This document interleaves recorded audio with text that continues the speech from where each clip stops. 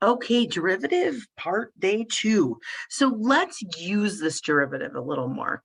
So we have already talked about all the places that we are using the derivative. I did add a couple more. So slope of a function at any point, the slope of a tangent line, the instantaneous rate of change, the velocity of a object at a specific time, and also for marginal analysis, what happens to a company's margin 1 unit away. Is it worth making one more unit? This is our math function, right? Our business, excuse me, idea here too, big one. Okay, so let's look at this problem 5. Now mine came through on my iPad weird, but when I pull it up on the note packet, it seems normal. Hopefully it comes through okay. So like it has the second part of the questions way over here instead of up here, whatever. I'm not really sure. Why it's being so strange. So I have it pulled up right here and it's normal. Okay, so what I'm asking on this first one, and this says find the derivative. So this says f prime there. Okay, so it's derivative of this function. So a lot of your homework will say find the derivative first and then something else. Well, this first question is all about finding the equation of a tangent line. So equation of a tangent line. How do I find an equation of a line? I need a point and I need a slope. Okay, I can get the slope from the derivative. I can get the point from the original function. So I'm going to just start with the derivative. So you're going to do your 4-step process and find that derivative. So step 1 is going to be put in that x plus h. Okay, excuse me, and then we're gonna distribute. Okay, x times x is x squared, x times h is xh, 2 of those, plus h squared, or do it the long way, either way. And you're minusing all those off. Then for step 2, you're gonna minus off the original function. Okay, so let's distribute some of these negatives, cancel where we can. So this becomes positive or negative, negative, negative, positive, negative, positive. Now, are there any terms that will cancel? This one and this one. X squared and negative x squared. And that's it. So let's write down what we have now. 4h minus 2xh minus h squared. Divide that by h for step 3, and I will have 4 minus 2x minus h. So I took an h out of all of these and canceled it with this h. Yes, I'm going quick because we already did a whole day of you working this process, right? So step 4, limit as h approaches 0. So I'm going to put the 0 in for h, and I get the minus 0 there. So my derivative is 4 minus 2x. That's my derivative. So that'll probably be the first answer on your question. And then the second question says, what is the slope of a tangent line of this function at x equals 2? Well, what I'm going to do is I'm going to use that derivative of the function, which was 4 minus 2x. And I'm going to put that value 2 into the function of the derivative to find the slope at 2. So 4 minus 4 is 0. So the slope is 0 at the value 2. What is the slope of the tangent line at the value 3? So then I'm going to be putting in the value 3 to the function, and I would have 4 minus 2 times 3, which is what? 4 minus 6, or negative 2. So we're just putting in and finding the slope. I thought we had to find the equation of the tangent line on that one.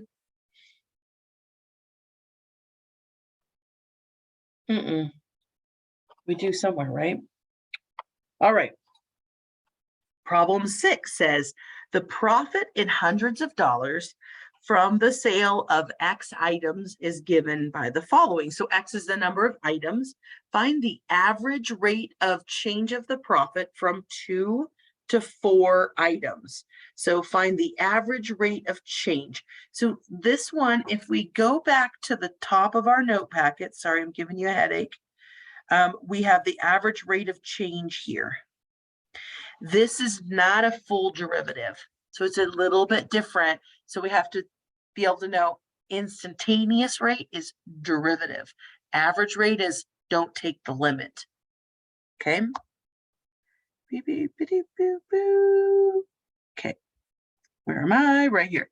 So what are we going to do for this? We're going to find, we have to put in the 2 or 4. So let's write the formula down for you. That's from that front page. How did they write it? I'm going to do it as x2. I don't remember if they wrote it this way or not, but that's all right. That's a second way to have it written, which is probably good. Here's the way I think of it. We're going from 2 to 4. So one of those numbers is the first x1, and the second number is x2. So we will then put those values into the function because it's the change in y over the change in x. So I'm going to put the values in. So x2 is 4, and putting in the 2, and we just put those into the original function. So 4 squared plus 5 times 4 minus 3. All right, and that's going to give me 33. 16, 20 minus 3. Okay, and then putting in the 2, same thing. 2 squared plus 5 times 2 minus 3 is going to give me 11. 4 plus 10 minus 3, 11. So now I have the top number. So let's put this together and we would be, okay, 33 minus 11 over 4 minus 2. And finish that out, 22 over 2 or 11. So the average rate of change is 11. Okay. Find the instantaneous rate of change. Oof. So instantaneous rate of change, you need the derivative.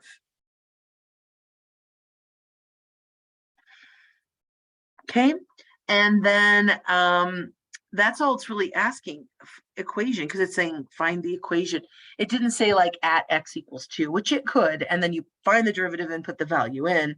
So if I went through the 4-step process on this one, I can look at it. The derivative is 2x plus 5. Next section, you also will be able to look at it and find that derivative. Okay, but you would have to do the 4-step process for that right now. Okay, so instantaneous rate of change, just find your derivative. All right, when using an equation you found in part B, and find the instantaneous rate of change when x equals 2 and interpret the results. So x equals 2 now for that function. So the derivative was 2x plus 5. So 2x plus 5, and put that value 2 in, and I'd get 2 times 2 plus 5. 4 plus 5 is 9. What am I interpreting? When you sell 2 items, X is your items. When I sell 2 items, or your second item is sold, your profit is increasing at a rate of, it was in hundreds, so $900 per item. Let me say that again. Your profit is increasing at a rate of $900 per item. And the 900 comes from this right here. Right? It's given in hundreds. So if I get 9, it's 900. All right. So that's the answer to that one. I sold 2 items and I have instantaneous rate of 9 or 900. All right, so problem 7 is just going to be a little bit of a physics problem. It's like, okay, if the distance of a particle from this fixed point is given by, is given by this, find the average velocity from 4 to 6. So again, I'm asked average velocity. Is it instantaneous? No. Average velocity would be put those values into the function. So S of 6 and S of 4 into those original functions to find your Y values, right? And I'm going to cheat, look at my notes. There was 68 here and 38 here. So I put those into this function and then I can write it out. 68 minus 38 over 6 minus 4. Okay. So I put the 6 in, got 68 over this. So 68 over 6. These are both from the 6. These are both from the 4. Be careful of that. And then I can simplify that down. It is 30 over 2 or 15. So the average velocity from 4 seconds to 6 seconds is 15. I don't know. We don't have a feet. We don't have a unit on it. Okay, so then what is it actually asking for when it says find the instantaneous rate of change of equation? It's asking for the derivative of the function. So find a derivative.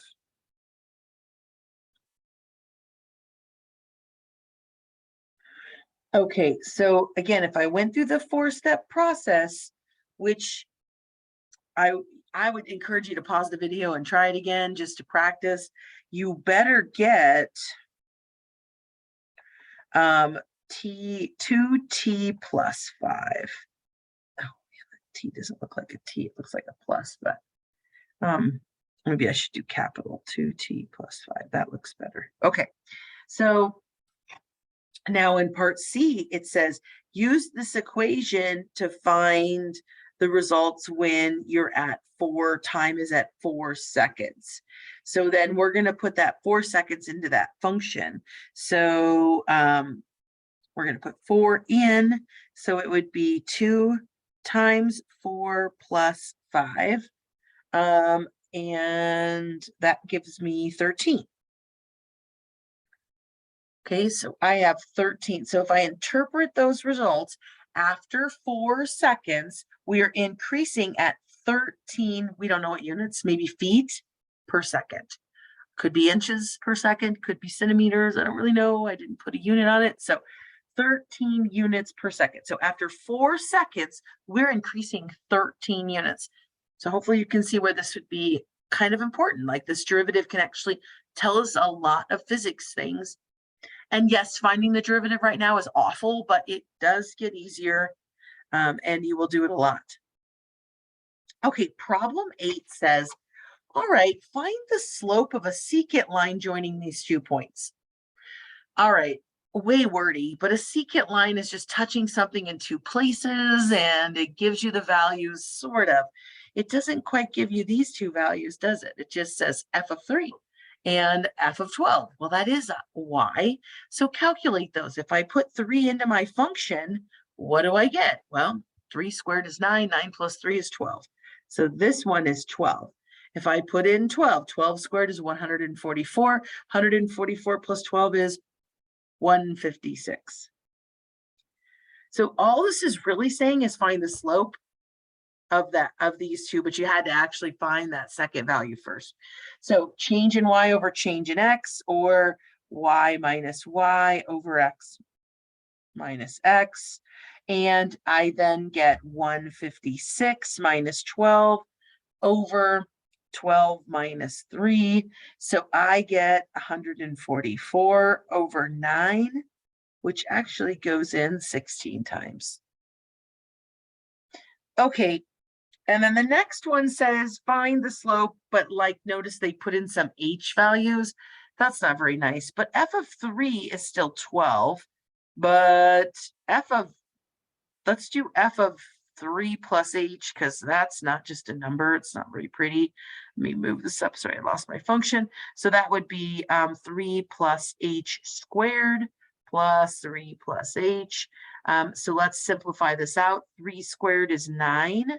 3 times h is 3h, times 2 is 6h.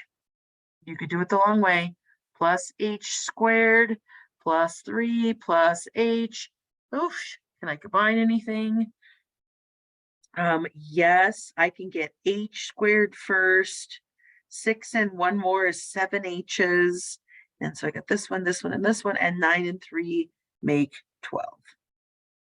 All right, so then I'm going to put it all together, and I am going to take this ugliness minus this one. So h squared minus, or sorry, plus 3a, I can't even say it right. I'm like writing a plus 7h as I say 3, plus 12. So I'm just writing that down, minus the 12 from here. So this one minus this one, right? These two minus. And then that's all over 3 plus h minus the 3. 3 plus h minus 3. U. So you're going to have h's in the function. Simplify what you can. The bottom, the 3's are going to cancel, so I have an h. The 12's will cancel, so I have h squared. So now I'm at h squared plus 7h over h. Hey, that h will cancel. You could take an h out of the top, and that'll cancel with the bottom. So mine is h plus 7. Whoosh. Final answer. So they're just doing it in a formula. So what did I just do? I did the slope it with formulas. Just ugly slope. Did I use a derivative? No, I didn't use any derivatives. It's still like partway there, right? So it's still a derivative. It just isn't, or sorry, it's still a slope, but it's not with a derivative. Okay. This one came through kind of weird too, but all right. This one says the revenue from the sale of X plastic planters is given by R. Capital R is always our revenue, from 0 to 1,000. So we're selling between 0 and 1,000 items. What is the change in revenue if production is changed from 100 to 400 planters? So if we go from 100 to 400, what is the change in revenue? What am I asking for?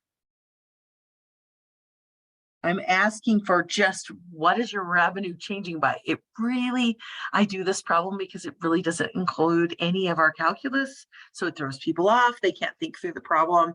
But really, I just figure out my revenue for 400, figure out my revenue for 100 and subtract them to find the change in the revenue? That's what I could do. So what is the revenue at 100? 100 items sold. I would put that into our revenue function. So 20 times 100, blah, blah, blah, put that in my calculator. I got 1,800. Okay. What is the revenue at 400?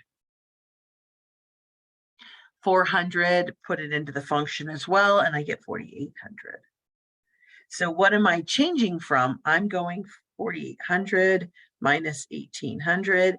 I have a change in revenue of 3,000. So it's changing my revenue by $3,000 if I increase my planters from 100 to 400. Part B probably uses some calculus. What is the average rate of change if the revenue in revenue for this change in production? So average rate of change still isn't any calculus. I was like, never mind. I said, oh, I bet B has calculus. I haven't done it in a year, so I forgot it does not. So average rate of change, we just found basically the Y's only, right? We put these values in. So if we did the average rate of change, oh gosh, I keep forgetting we had 400 and 100. Okay, it would be the revenue at 400 minus the revenue at 100 over 400 minus 100. That's what it's actually asking. We've already found the top, so you can use the 3,000 for the top divided by the 300, and I get 10. What does that mean if I do an interpretation? It's the average rate of change in revenue is $10 per planter when the production is increased from 100 to 400. So up here, the 3,000 was representing just how much more money am I making? What is the $10? It's per item. I am making $10 per item on average. Okay. Estimation. Oh, here's that one. Okay, last problem. Find the equation of a tangent line. This one comes up a lot, okay, in our textbook. They really do bring this problem up a lot. So we need to know a couple things. We need to know a point and a slope. Well, I have the value x equals 2. How can I find the y so that I then have a point? So I'm going to find a point, and I'm going to use the original f of x. And I say that in my notes because we're doing all this stuff with derivative that sometimes we forget that, like, the derivative is a function that tells me the slope. We can still find a point of a line by just putting in the x value to find that y. So to find our point, we're going to put in that 2 value and do 2 squared minus 5. So 10 minus 5 is 5. Okay, so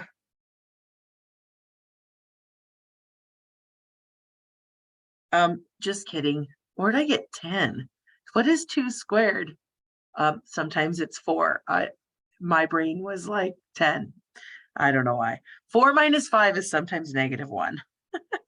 I was looking at my cheat sheet and I'm like, -1. Yeah. Okay, there we go. So the point is 2, -1. And so the x value will always be given.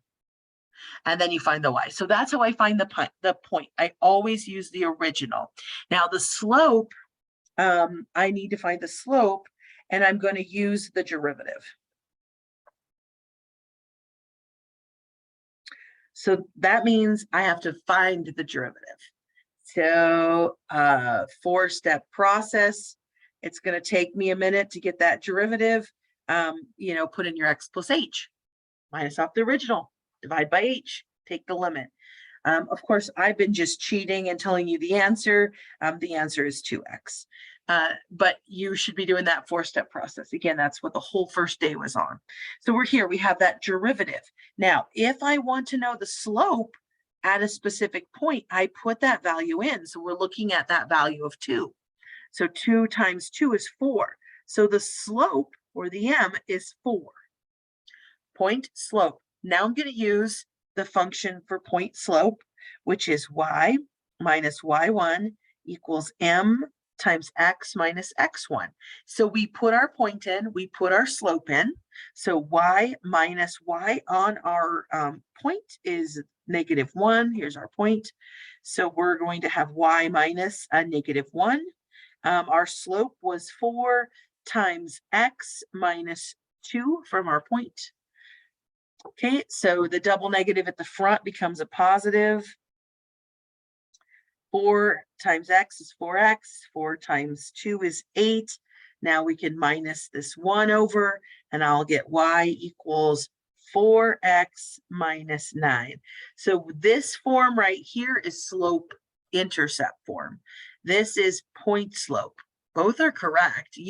On a lot of the problems, you could type this in and get it correct. It depends. So sometimes they want you to simplify. Sometimes they don't even make you. They're like, did you have the main idea? Great, done. Okay, so this will come up a lot. Again, point comes from the original, slope comes from the derivative. The slope is the new one, how to get that. And then the rest of this we practiced in that week 1 review, and it's just also from algebra. Just kind of a review from algebra. All right, so there's the rest of 9.4. We will continue with a lot of this ideas in the rest of chapter 9 and chapter 10.